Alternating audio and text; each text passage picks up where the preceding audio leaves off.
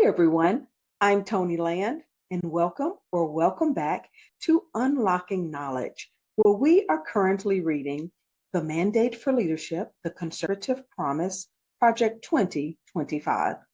Now, this was written in 2023 by the Heritage Foundation. And we always start out just recentering around the purpose of unlocking knowledge. And it goes back to my people being destroyed because of a lack of knowledge.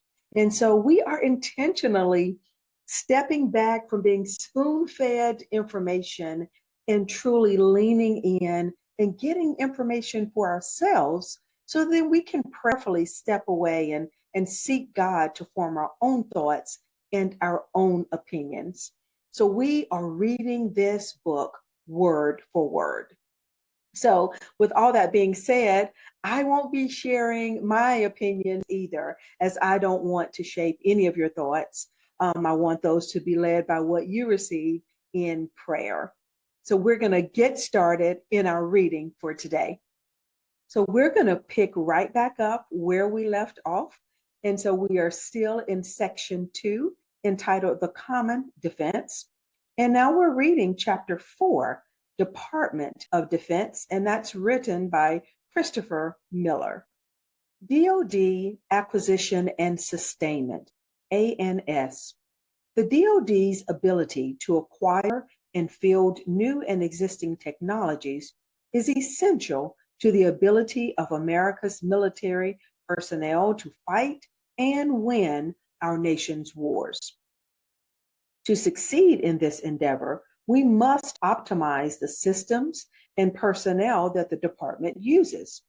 But the inflexible bureaucratic structure and risk-averse culture that have developed over the decades make it difficult to provide the tools that warfighters need at the speed of relevance.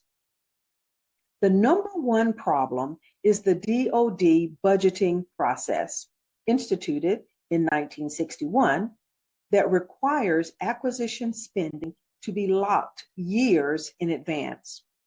Because technologies change so rapidly and requirements can change overnight, this creates situations in which military personnel not only go to war with outdated technology, but also may be fighting with equipment that is less capable than that of their competitors.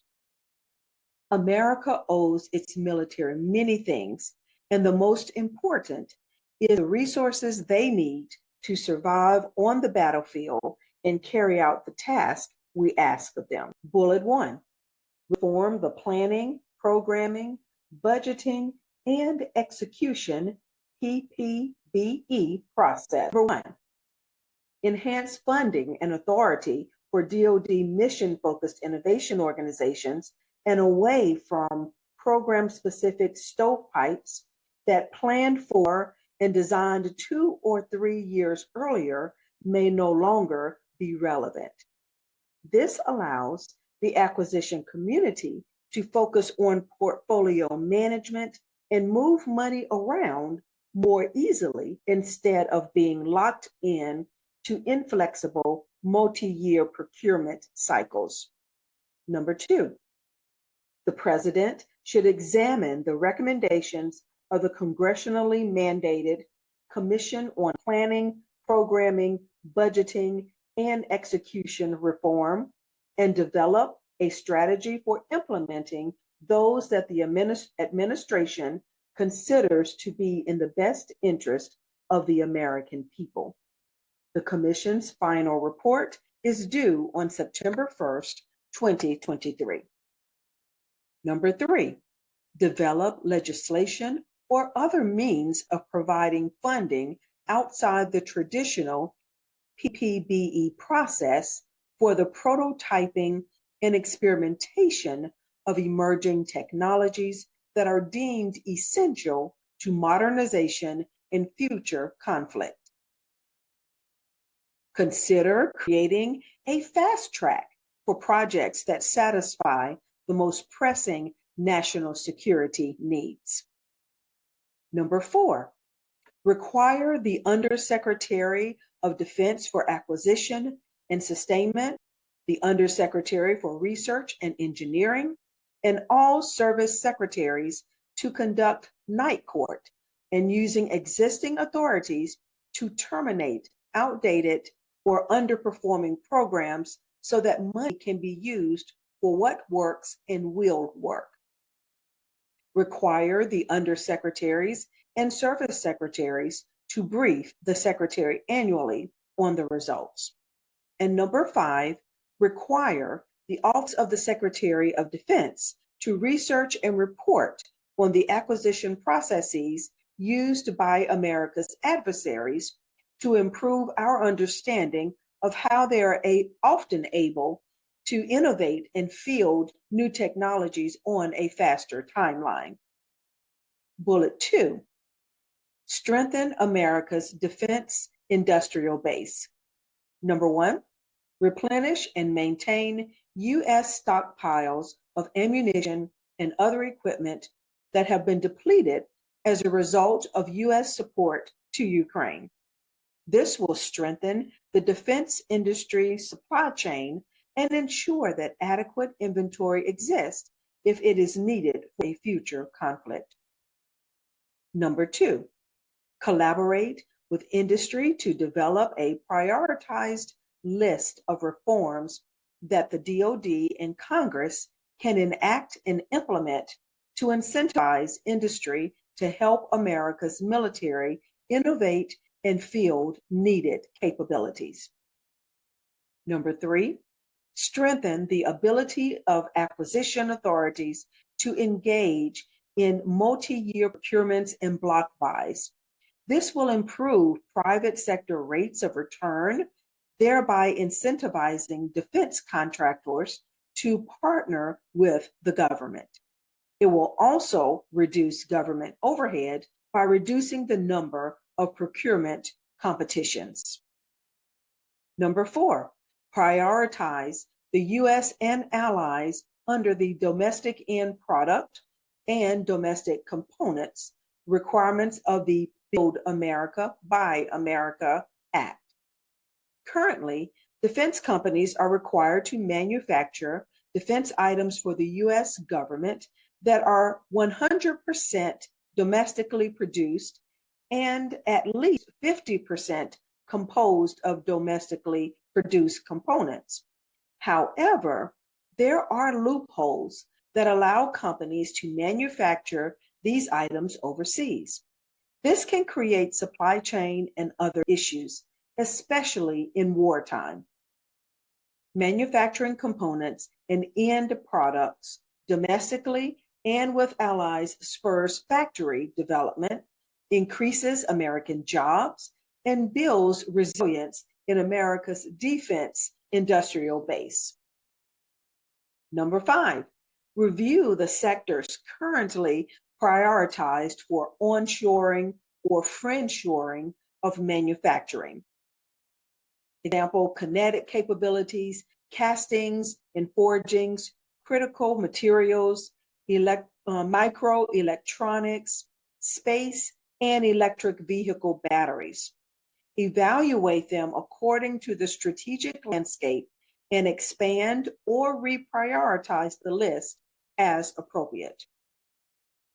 Number 6, help small businesses to become medium-sized and large vendors, which encourages a more resilient industrial base and fosters competition. Encourage and plan for durable supply chains for small businesses so they have commercial, private sector customers and are not solely dependent on defense orders, which can be a highly specialized, expensive, and irregular. And number 7, increase external engagement among small businesses to inform them of DoD's needs and how they could work with DoD to meet national security priorities. And our next bullet, optimize the DoD acquisition community. Number 1, create incentives to emphasize speed and agility in decision-making for prototyping and program of record starts in terminations. Most bureaucrats would rather follow a checklist and fail than go outside the procedures and win, because failure means negative career repercussions. Senior acquisition leaders should design a system that allows decision makers to stay within the law, but bypass unnecessary departmental regulations that are not in the best interest of the government and hamper the acquisition of capabilities that war fighters require. Bullet 2. The Undersecretary of Defense for Acquisition and Sustainment, Undersecretary for Research and Engineering, and all service secretaries should assess their acquisition workforces, determine what additional personnel, resources, and training they need, and develop implementation plans. The goal is to develop, prototype, acquire, and field required capabilities at the speed of relevance to meet America's pacing threats and maintain a warfighting advantage. And number 3, decentralize Defense Acquisition University, DAU offerings, and expand the DAU mission to include accreditation of non-DoD institutions. The critical shortage of trained and certified acquisition personnel must be addressed with urgency in order to support DoD mission objectives and goals. With the rapid evolution of training and educational technologies, including remote and virtual practices, there is no reason for DAU to maintain a monopoly on the knowledge and certification that are required to perform as acquisition professionals. Further, the cost to private contractors and non-DoD civilians who aspire to such a role limits the supply of trained and certified candidates. DAU has become an unnecessary barrier to entry in a career field that is vital to the DoD mission. And our next subheading, DoD Research, Development, Test, and Evaluation, RDT&E.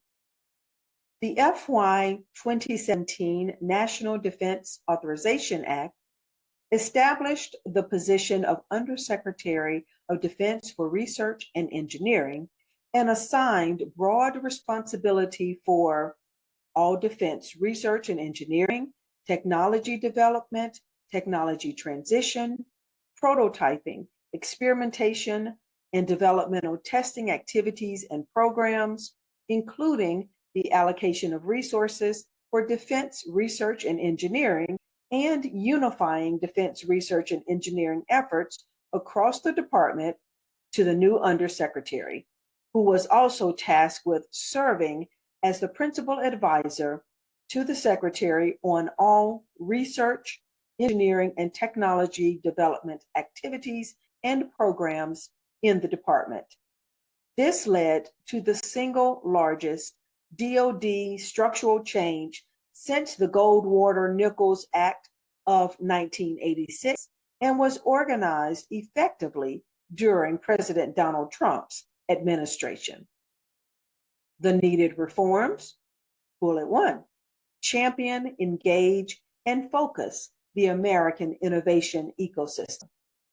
To maintain leadership in the era of great power competition and succeed against our adversaries, a key DoD effort must be the creation of mechanisms and processes to embrace America's most significant competitive advantage, innovation.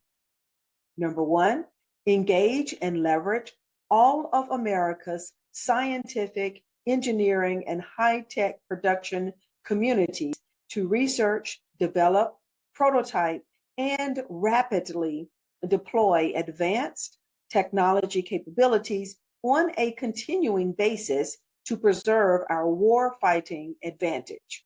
Number 2, increase integration and collaboration among the DoD, government labs, and private companies to solve the department's most difficult problems. Number 3, reduce the number of critical technology areas from 14 to a more manageable number to concentrate effort and resources on those that bear directly on great power competition. Number 4, rebuild RDT&E infrastructure that resides in Cold War era facilities and is not well suited to the current era of rapid development and testing of advanced technology and concepts to the maturity level necessary for acquisition and operational fielding. And number 5, move toward a much more comprehensive, independent risk reduction approach to increase understanding of the technical risk by drawing on the expertise of DoD laboratories and agencies to help acquisition programs succeed. Our next bullet, improve the rapid deployment of technology to the battlefield. America's military advantage has derived from the professionalism of our service members and our ability to manifest our technological advantage in battlefield capability.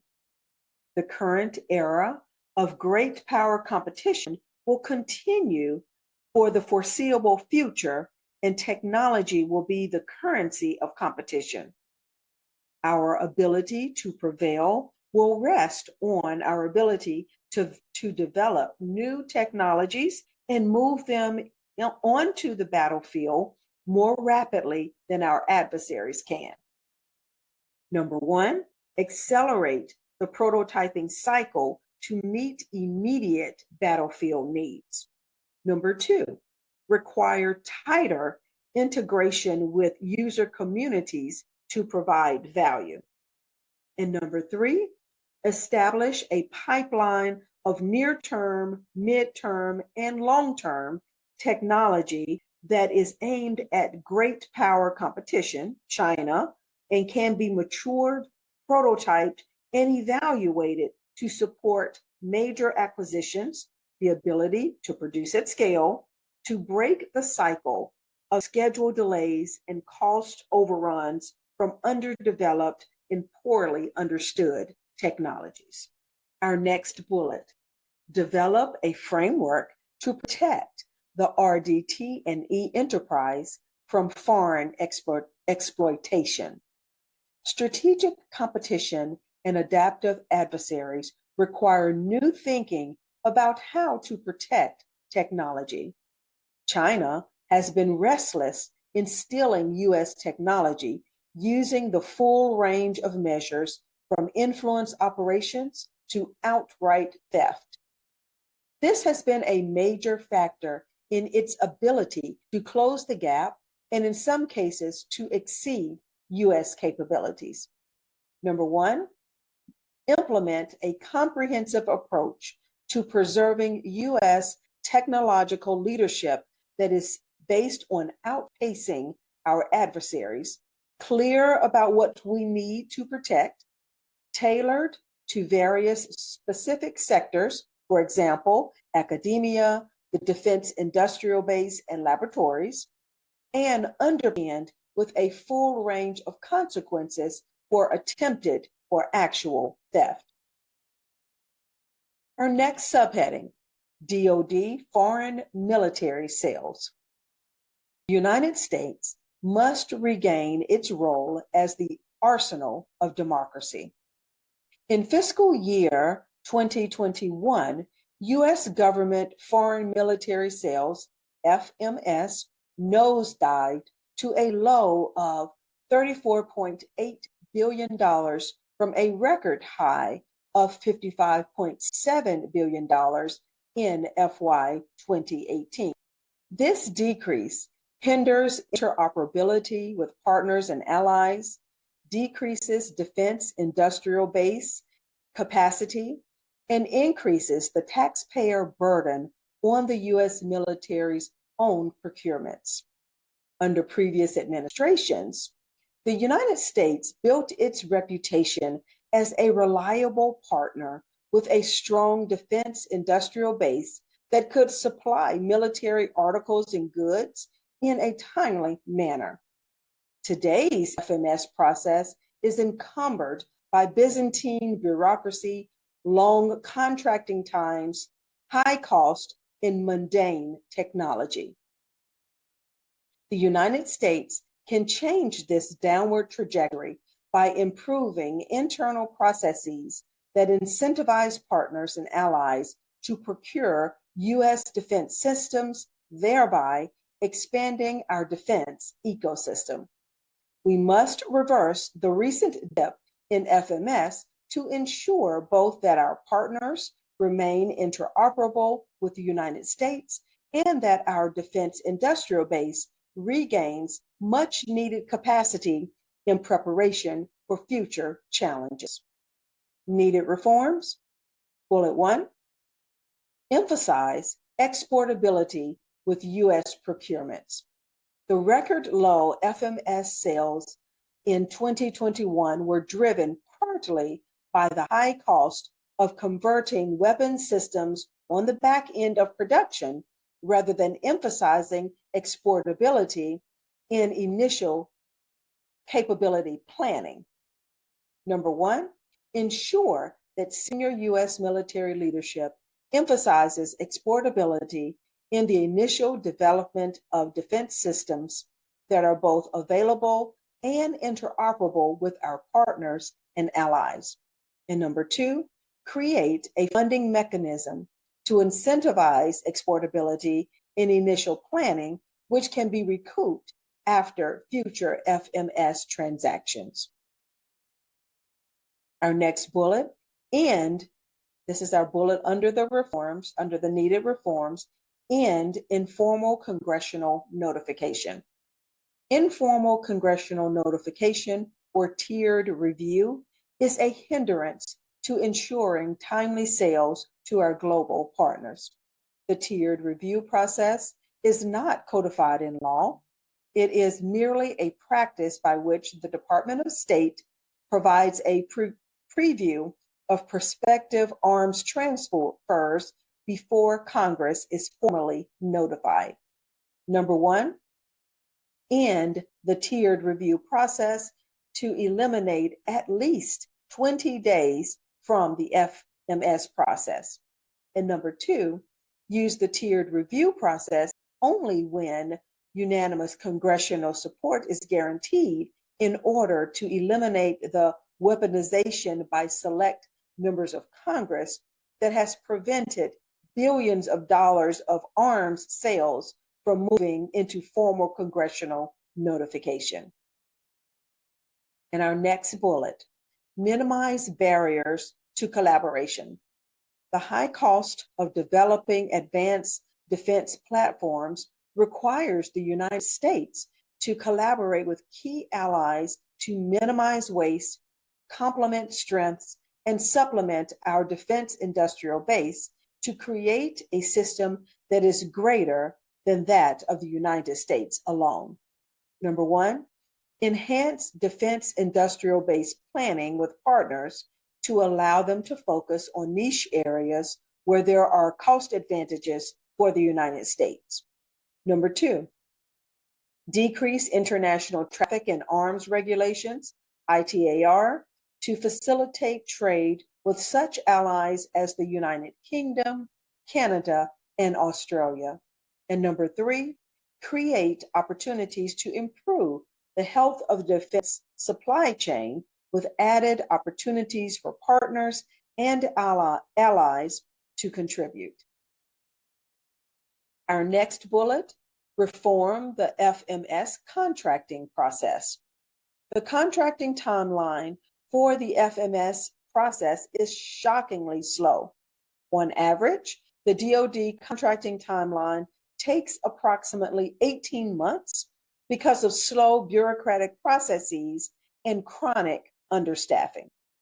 Number 1, immediately fund more contracting capacity in all services to decrease the contracting timeline and improve the delivery of defense articles to our global partners. And number two, rationalize and speed arms sales decision making to preclude our enemies from exploiting bureaucratic slothfulness and allow us to manage the development of indigenous defense industrial bases. Our next bullet, DoD personnel. The men and women of America's armed forces are the most critical component of our national defense strategy. But in recent years, they have been overextended, undervalued, and insufficiently resourced. Their families help them to carry the burden of service, but the assistance they receive is disproportionately less than the sacrifices they make.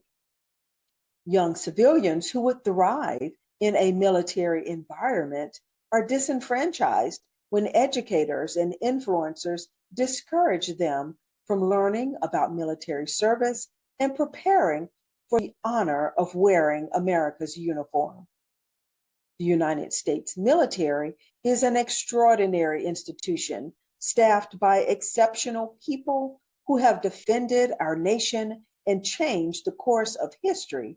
But the Biden administration, through word and deed, has treated the armed forces just as another place to work. We must restore our military to a place of honor and respect and recruit and retain the individuals who will meet the rigorous standards of excellence that are required for membership in the world's greatest fighting force. Needed reforms. Bullet 1, rescue recruiting and retention.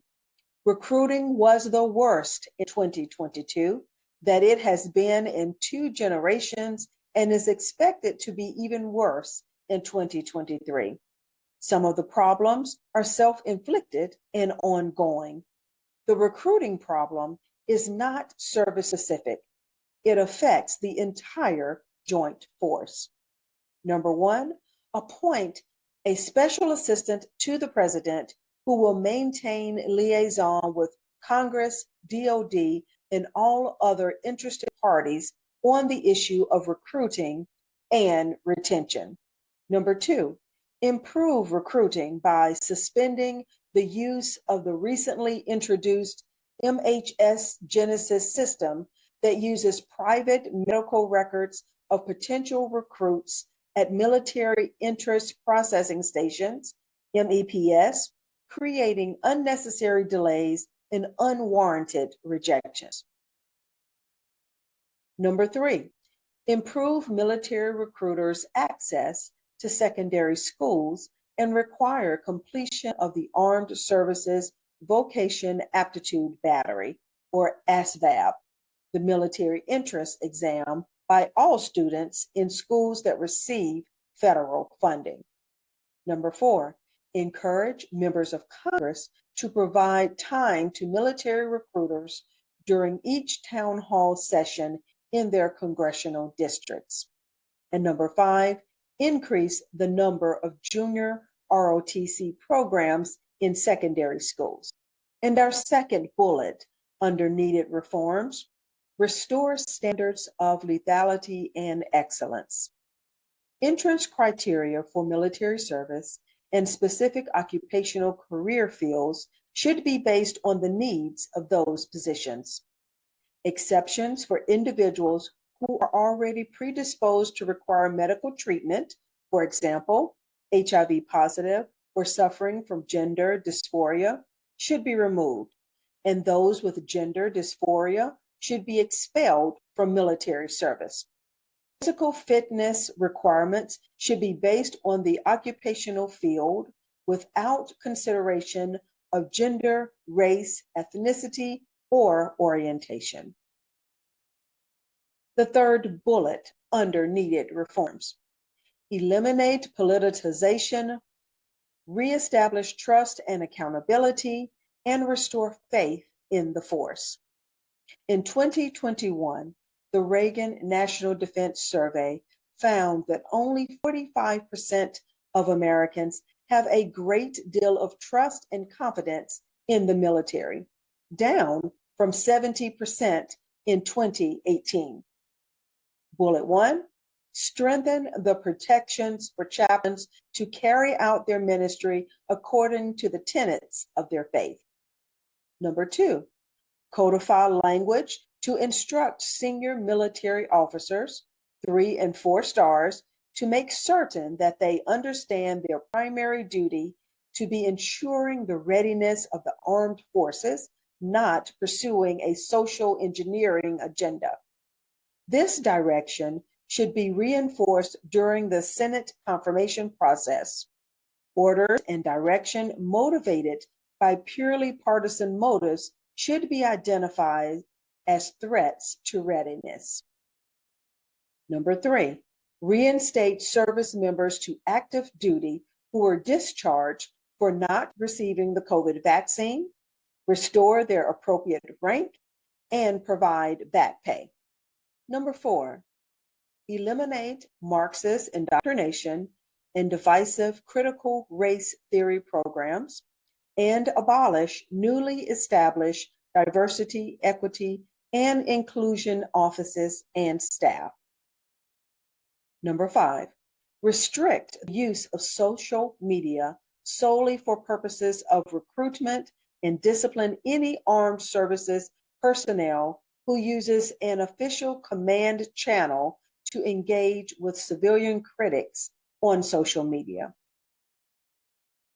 Number 6, audit the course offerings at military academies to remove Marxist indoctrination, eliminate tenure for academic professionals, and apply the same rules to instructors that are applied to other DoD contracting personnel. And number 7, reverse policies that allow transgender individuals to serve in the military. Gender dysphoria is incompatible with the demands of military service, and the use of public monies for transgender surgeries or to facilitate abortion for service members should be ended. The next bullet under needed reforms, value the military family. Military service requires extreme sacrifices by families. Number 1, support legislation to increase wages and family allowances for active duty enlisted personnel. No uniformed personnel should ever have to rely on social benefits like as food stamps or public housing assistance. Number 2, improve base housing and consider the military family holistically when considering change of station moves. Number 3, improve spouse employment opportunities and protections, including licensing reform and expand childcare. Number 4, audit all curricula and health policies in DoD schools for military families. Remove all inappropriate materials and reverse inappropriate policies. And number 5, support legislation giving education savings account options to military families. And the last bullet under the needed reforms, reduce the number of generals. Rank creep is pervasive.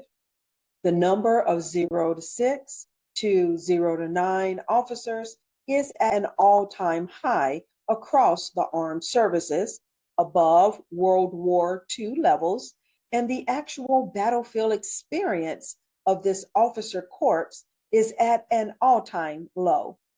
The next president should limit the continued advancement of many of the existing cadre, many of whom have been advanced by prior administrations for reasons other than their war-fighting prowess. Our next subheading, DoD Intelligence. Our national defense establishment must evolve to meet the rapid, profound, and dynamic change in the global landscape. but absent significant effort to evaluate and retool in critical areas, including our intelligence and security portfolios, America's competitive advantage against rivals and adversaries is at serious risk. However, for any structural changes to succeed, the crisis in our intelligence community, IC, Defense Intelligence Enterprise, DIE, leadership must be addressed. The DIE accounts for the bulk of the intelligence community's personnel and a significant portion of its budget. Of the IC's 17 elements, 8 are within DoD, 2 are independent, and 7 belong to various other departments and agencies. Overall, the DoD provides 86% of the personnel who conduct intelligence activities, both military and civilian. The Defense Intelligence Enterprise must deliver accurate, unbiased, and timely insights consistently and with clarity, objectivity, and independence. If they continue on their current path, however, with the DIE and intelligence community writ large will continue to provide inaccurate and politicized intelligence assessments that mislead policymakers. The needed reforms, our first bullet, improve the intelligence process. Defense intelligence assets have been committed to the prosecution of operational campaigns since September 11, 2001, at the expense of our strategic objectives, and this has led to increased risk. Further, the DIE has evolved into a customer-based model, with DIE and IC trying to be supportive of policy direction at the expense of analytical integrity.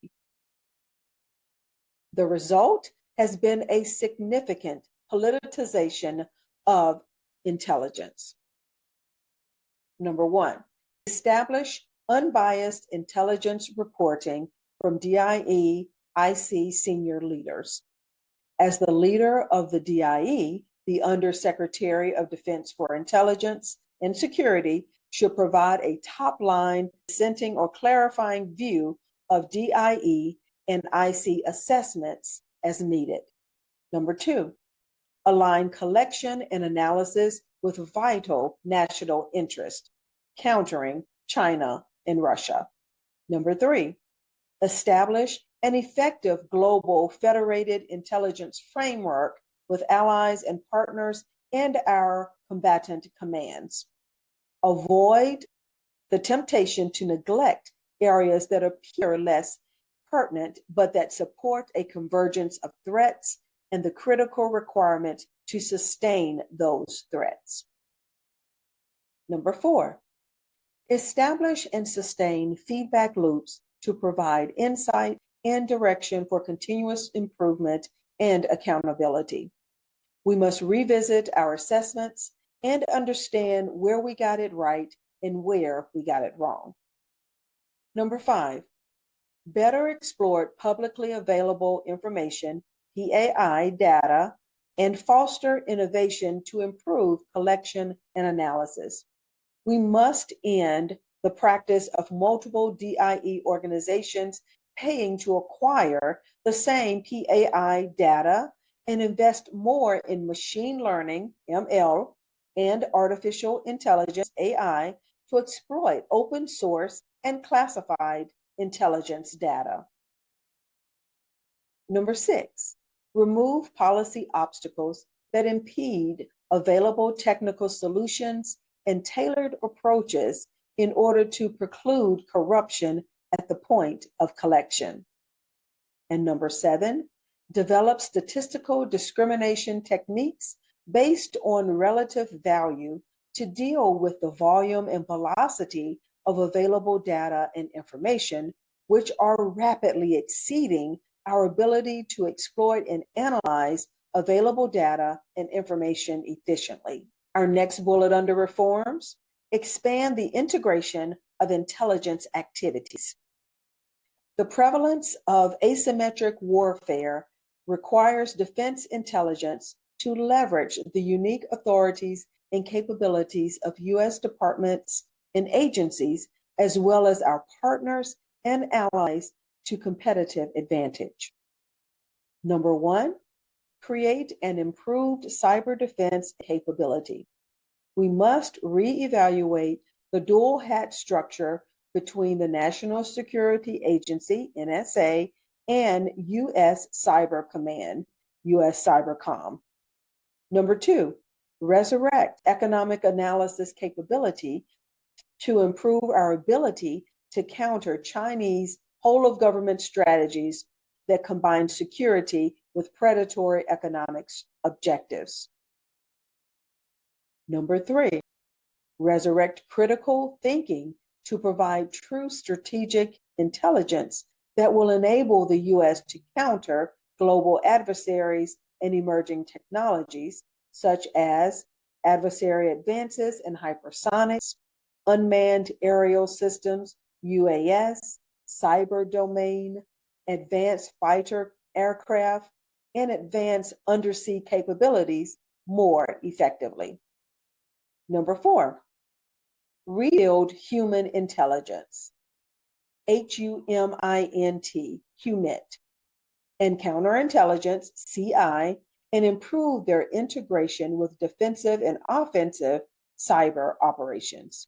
And number five, establish true alignment between DoD and DHS, both to improve the defense of critical U.S. infrastructure and border and national border integrity, and to develop vital information that enables defense against foreign targeted disruptions. Our next bullet under needed reforms, restore accountability and public trust.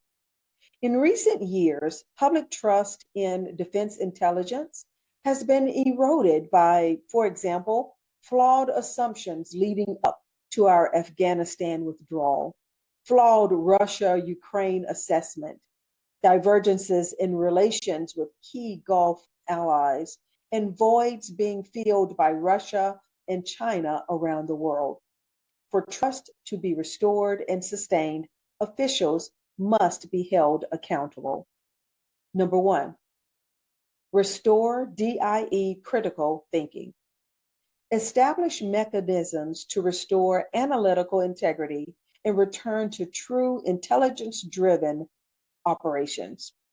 The next administration should eliminate the conflict of interest in the current customer-based model, in which the customer is always right, by enforcing time-tested procedures that guarantee independent analysis, even if it means challenging policymakers' assumptions. The Undersecretary of Defense for Intelligence and Security's leadership role should be expanded to include providing analytical top-line views and improve DIE transparency by highlighting diverging views. Number two, elevate the DIE's voice in national policy discussions commensurate with the DIE's 75% share of the IC budget. Present defense intelligence to senior policymakers, either independently to avoid all source bias or in consensus products like the National Intelligence Estimates. In our last bullet under needed reforms, eliminate peripheral intelligence obligations that do not advance military readiness.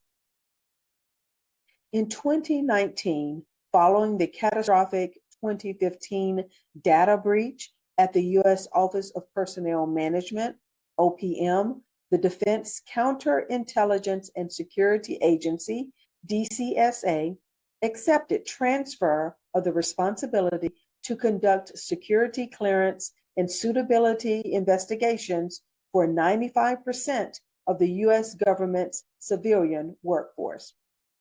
This decision, which grew out of an intention to deconstruct OPM, was wrong-headed on many levels and made the federal bureaucracy dependent on a new overlay of DoD bureaucracy, in a sense instilling DoD control of civilian managers.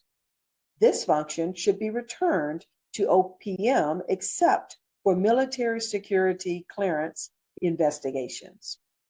So we are going to stop there for today. And this has been chapter 4, session 2. And so we'll dig back in at our next time, which we probably have 2 more sessions in this chapter, chapter 4. So thank you for leaning in and gaining knowledge that you can prayerfully take away and seek God to form your own thoughts and your own opinion. This is Toni Land for Unlocking Knowledge. Until next time, my people are destroyed because of a lack of knowledge. So today and every day, get some knowledge.